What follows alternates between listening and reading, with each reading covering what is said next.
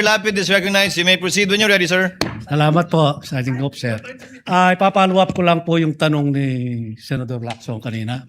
Yung pangalawang deliver nyo sa 125 million, kung linagay nyo sa kaha, sabi nyo, binigay nyo yung 80 kay La Chica, kay Kernel, nasaan napunta yung 45 million?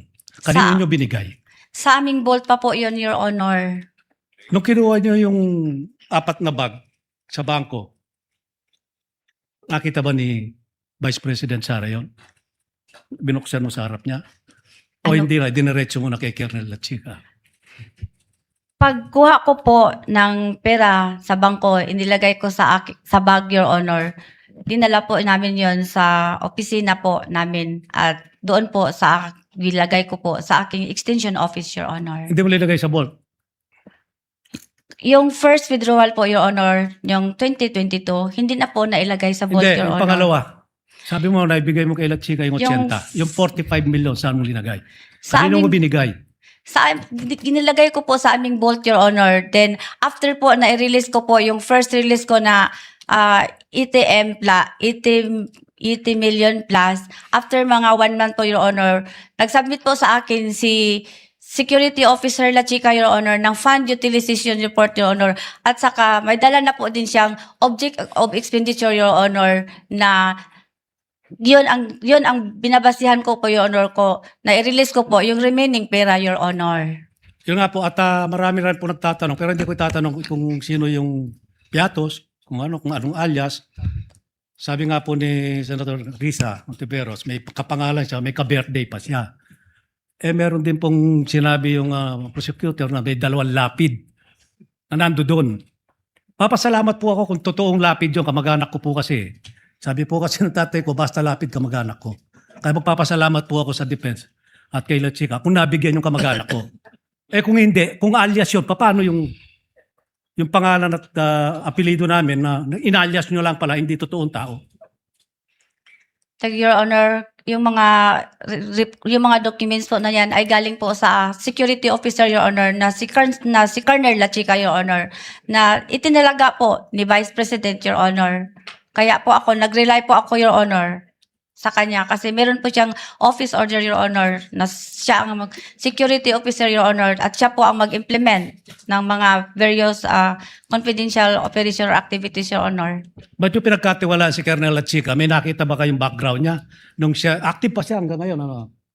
Meron ba siyang intelligence fund sa office niya? Na sarili niya? Kasi karamihan ng mayor, local official, military, police, army, navy, may mga intelligence fund po yan. Siya ba meron bang sariling intelligence fund? Hindi ko alam, Your Honor. Hindi mo inalam? Hindi ko alam, Your Honor. Ayun lang po. Maraming salamat. Thank you, Senator Judge Lapid. Senator Judge Zubiri. You may proceed, sir. You have 2 minutes. When you're ready. Ayoko na magtanong sana, Mr. Presiding Officer. Napakaganda ng mga tanong ni Senator Lapid. Anti-climatic na po ako pagka ganito. Maayong hapon, Palangga. Maayong hapon. Silingan man ta, Ma'am Gina. May hapon, sir. Ay, Ma'am. Your Honor. Yes, ma'am. Ma'am, kasi mga tanong kanina about sa funds, nabigay niyo po lahat kay Colonel La Chica. Pero hindi niyo rin pong alam kung na-misuse ni Colonel La Chica yung pondo. Hindi niyo rin po malalaman yan. For example, nagbigay po siya ng 100,000 kay Piatos, pero sa totoo lang, hindi pala tao yun, binulsa lang po nila. Posible din po yan kasi nabigay mo lahat ng pondo kay Colonel La Chica. Tama po yun, madam. Nag-base po ako, Your Honor, sa kanyang sinabit sa akin na Fund Utilization Report, Your Honor. After po, ma-implement po niya ang mga project po or activities po ng confidential funds, Your Honor. O nga kasi, Madam Witness, ganun din po nangyayari na yun pag mga AIX, misuse ng mga pondo ng gobyerno, may mga barangay official na nagpapapirma ng 5,000, pala 2,000 lang pa na ibibigay dun sa recipient, yung 3,000 binubulsa nila. Posibleng mangyari din po dito dahil yung mga pinapirma na binigay sa iyo ay hindi po natin na-verify. Totoo po yun. Hindi naman na-verify. Biniverify ko po yun through La Chica, Your Honor. Kasi siya po ang nag-implement, Your Honor. Siya po ang may alam, Your Honor. Siya po ang eksperto, Your Honor. So, iisang tao lamang ang iyong gisaligan, yung pinaniwalaan mo, madam. Kaysa iya, Kay siya lang pud ang akong girilisan og kwarta, Your Honor. So, katong gilista, yung nalista po ng mga gamot, yung mga expenses, gasolina, walang resibo po yun, ni isa, walang resibo. Wala po, Your Honor, kay confidential in nature po, said Colonel La Chica, Your Honor. Pero palangga, wala ka nahadlok. Wala ka nahadlok. In other words, hindi po kayo natakot. Kasi you're the SDO you're the accounting officer. Alam ko lahat ng LGUs, lahat ng mga government agencies, pati Philippine Sports Commission, hindi po naglalabas ng pondo yan kung walang resibo, ni piso. Talagang pambili lang ng equipment para sa sports. Kailangan may resibo po. At bine-verify pa yung resibo ay official receipt, hindi po yung acknowledgement receipt. Wala mong hardlock, ma'am.